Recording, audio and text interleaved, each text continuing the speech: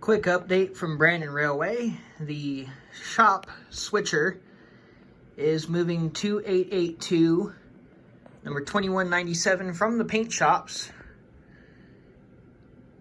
into the main shops, where she will continue her restoration back to full operational status. As you can see, the paint shops have done a pretty good job getting her cosmetically restored. Now it's just on to the maintenance parts, the operational status, which will hopefully be done within the next few months if Brandon Railway gets on it and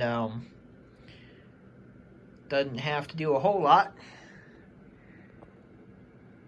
But until then, this is Brandon Railway 6755 signing off.